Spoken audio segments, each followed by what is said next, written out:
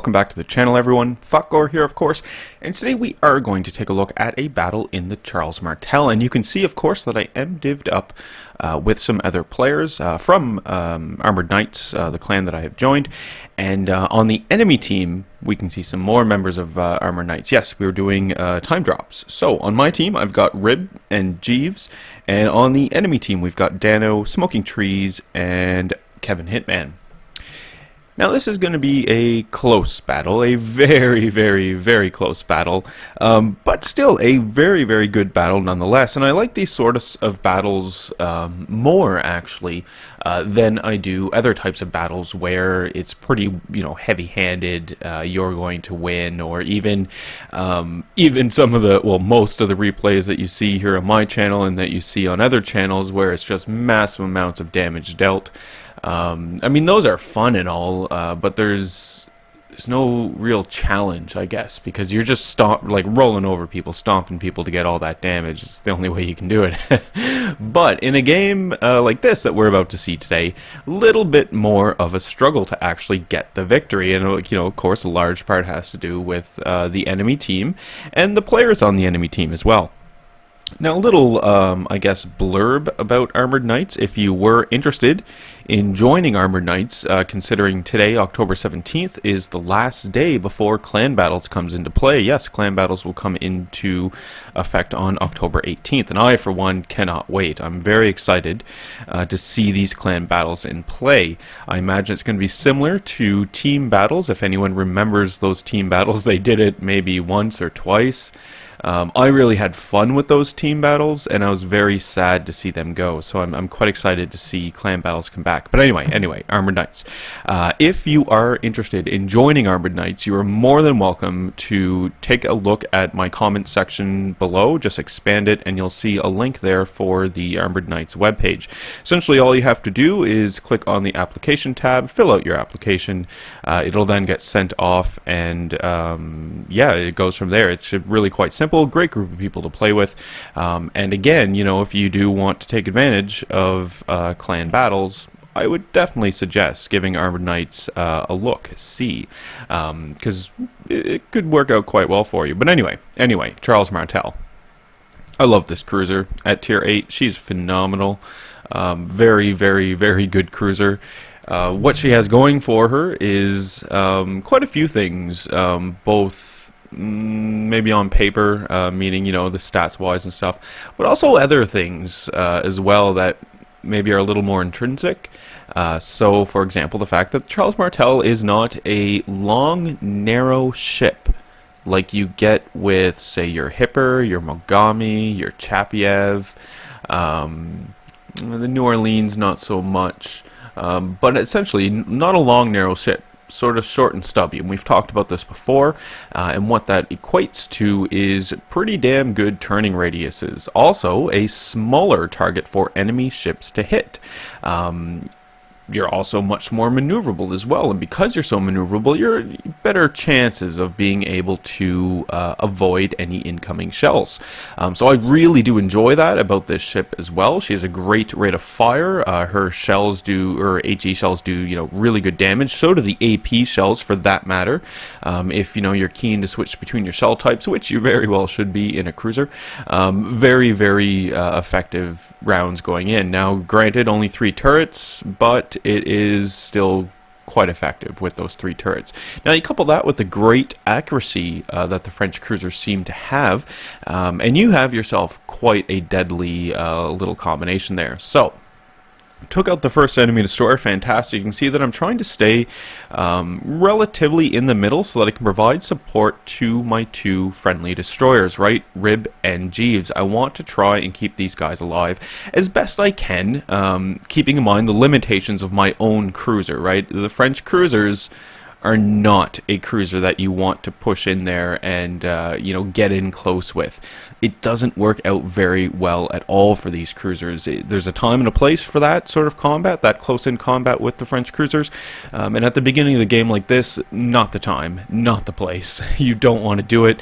You'll find that you'll just quickly get focused down and killed quite quickly. So I'm trying to avoid that. I'm trying to keep a few allied ships between myself and the enemy front line, but I'm also paying attention to what my my division mates doing, right? What Rib and Jeeves are doing.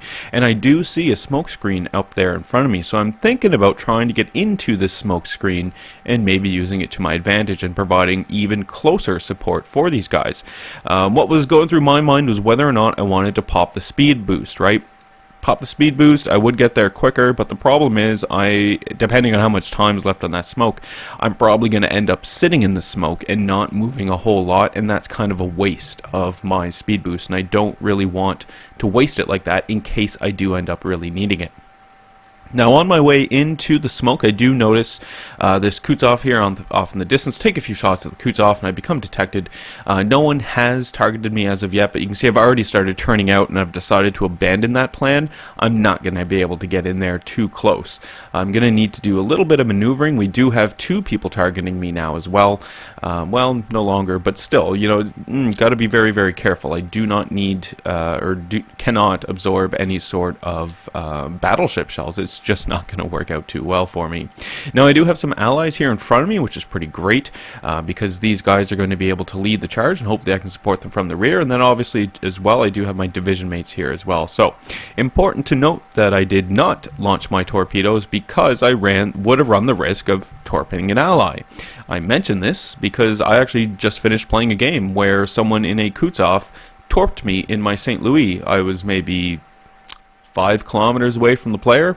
He clearly knew what was going on, and because I was a little salty over the whole experience, I definitely let my ship flood out, and I definitely made that person a team killer, yes.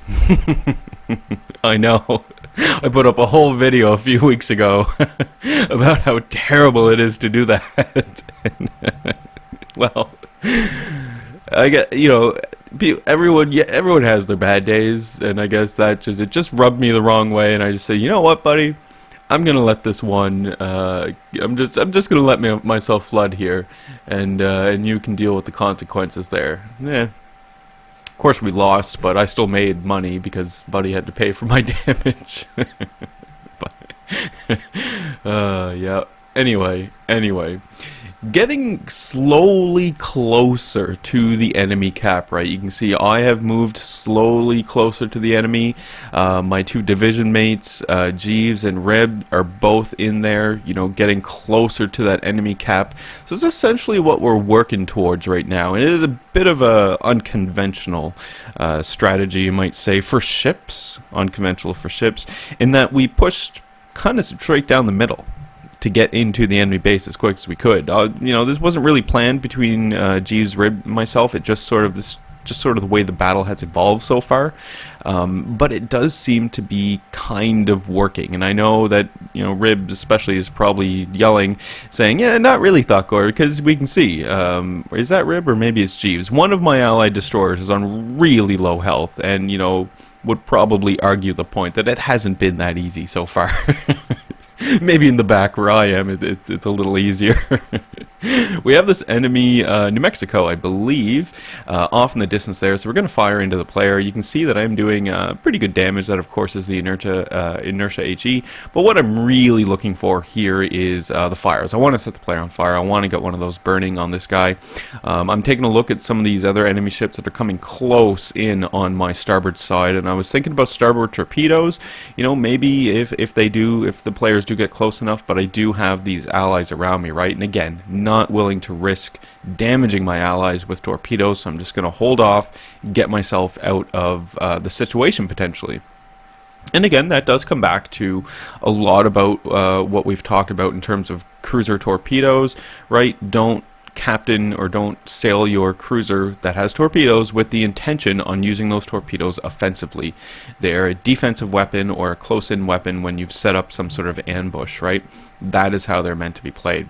So there we go. I managed to turn away from the enemy battleship. I do take a little bit of damage, but I'm so lucky. I get so lucky in that battleship didn't just take me down the one strike. But you can see I do have allies around me who are distracting the enemy battleship, right? And suddenly I'm not as good of a target.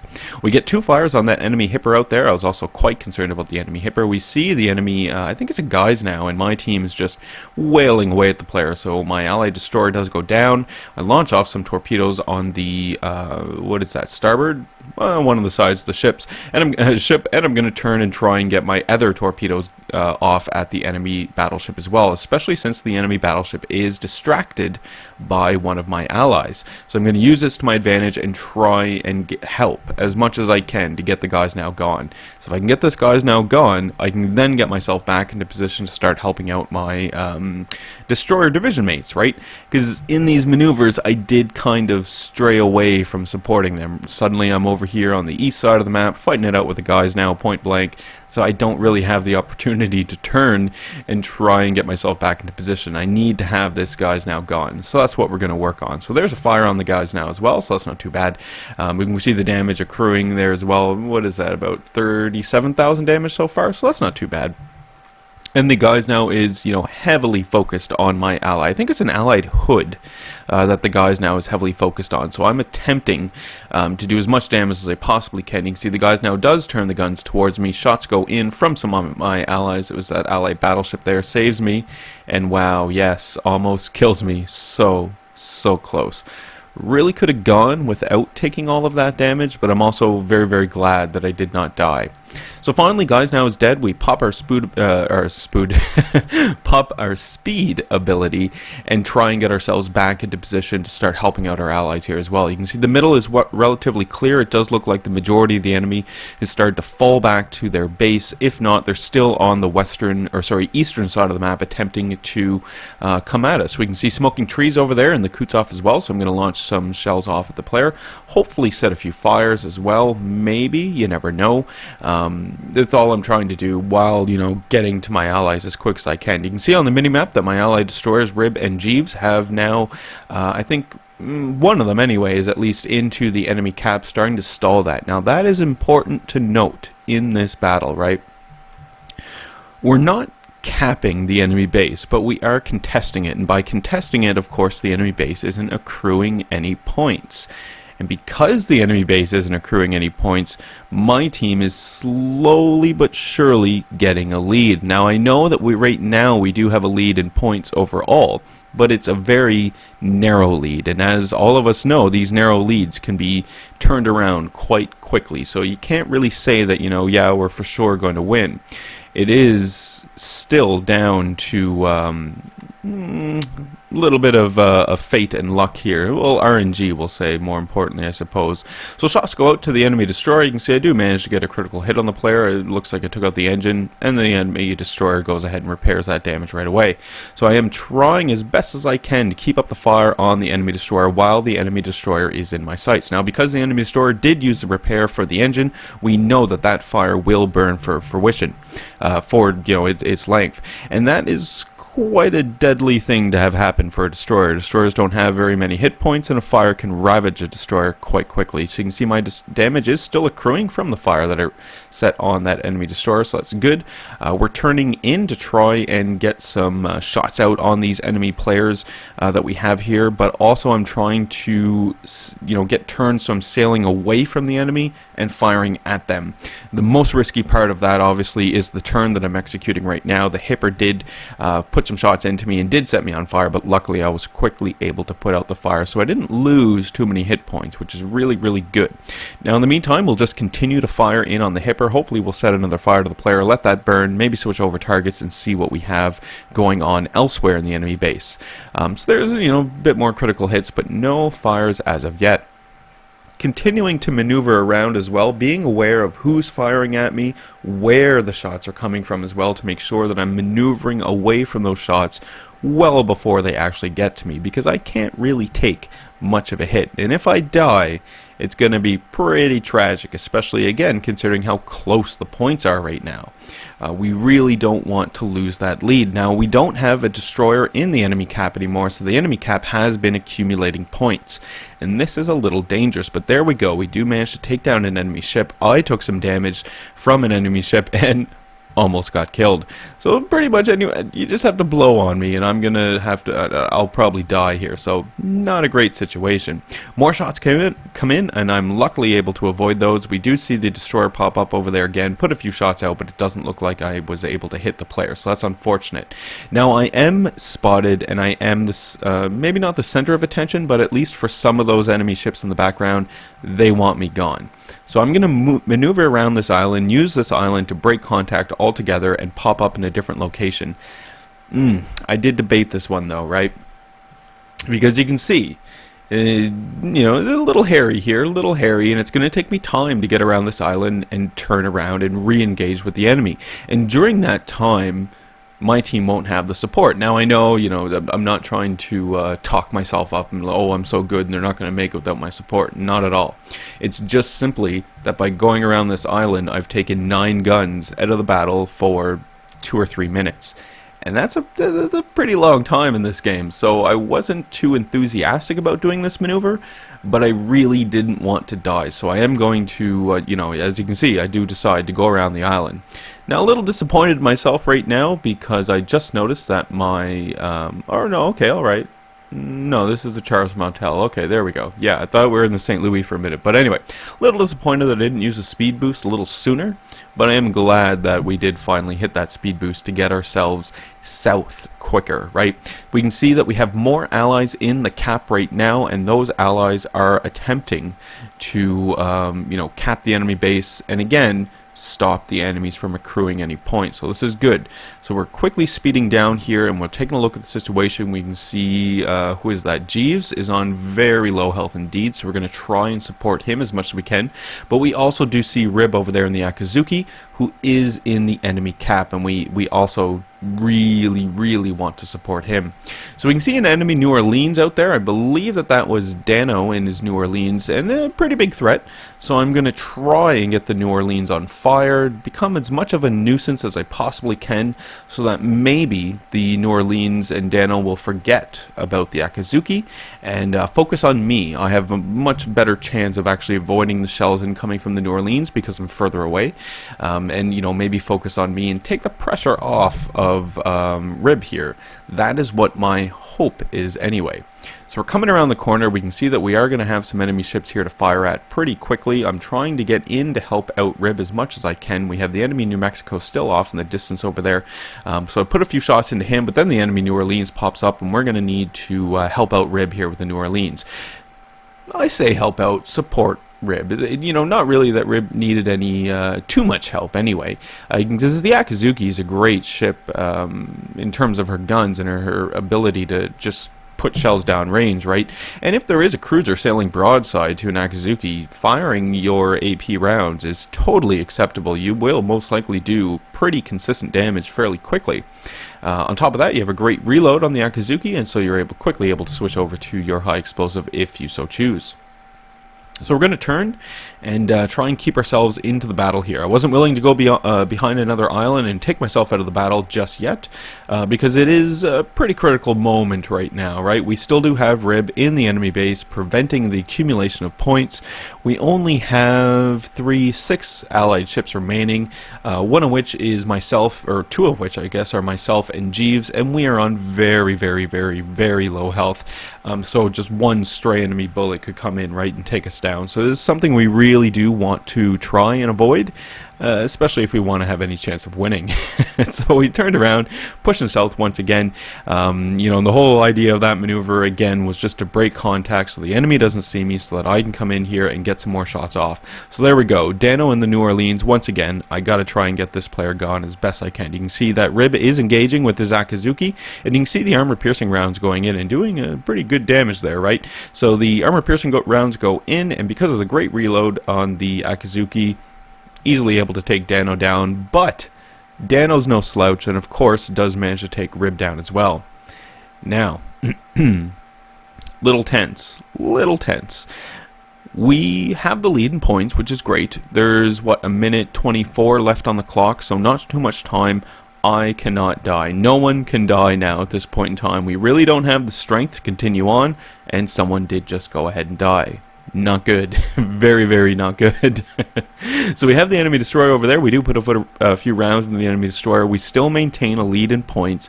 What's that? A minute 3 seconds left, so not too bad. We don't have too much time, but now no one can die. So I was thinking about pressing the enemy cap and seeing what I could do about getting down there and preventing it. But once I realized, you know, the amount of time remaining, looking at the enemy score, looking at my hit points, no, There is just no way. Not going to happen. We just need to stay alive and hope.